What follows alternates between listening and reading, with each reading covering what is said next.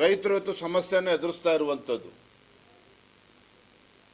ರೈತರು ಇವತ್ತು ರಾಜ್ಯ ಸರ್ಕಾರದ ಕಡೆ ಇವತ್ತು ನೋಡ್ತಾ ಇದ್ದಾರೆ.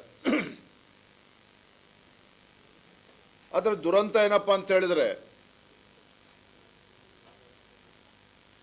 ಜಿಲ್ಲೆಯ ಉಸ್ತುವಾರಿ ಸಚಿವರಿಗಾಗಲಿ, ಕೃಷಿ ಸಚಿವರಾಗಲಿ, ಕಂದಾಯ ಸಚಿವರಾಗಲಿ, ಇವರೆಲ್ಲರೂ ಸಹ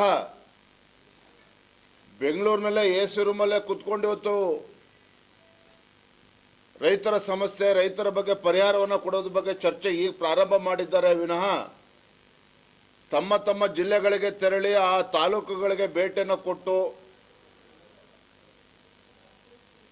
ಆ ಸಮಸ್ಯೆಗಳನ್ನು ರೈತರು ಪರದಾಡ್ತಾ ಇರ್ತಕ್ಕಂಥದ್ದನ್ನ ಕಣ್ಣಾರೆ ನೋಡಿ ಮುಖ್ಯಮಂತ್ರಿಗಳಿಗೆ ಮನವರಿಕೆ ಮಾಡುವಂಥ ಕೆಲಸ ಆಗಬೇಕಾಗಿತ್ತು.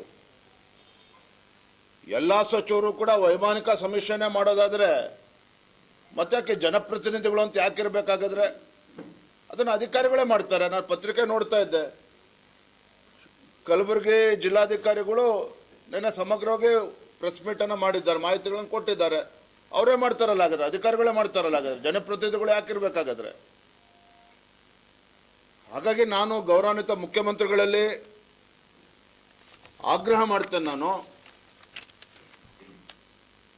ನೀವು ಇವತ್ತು ಕಲಬುರಗಿಗೆ ಏನು ಬರ್ತಾ ಇದ್ದೀರಿ, ಕಲಬುರಗಿಗೆ ಬರುವ ಮುಂಚಿತವಾಗಿ ಪರಿಹಾರವನ್ನು ಘೋಷಣೆ ಮಾಡಿ ಬನ್ನಿ.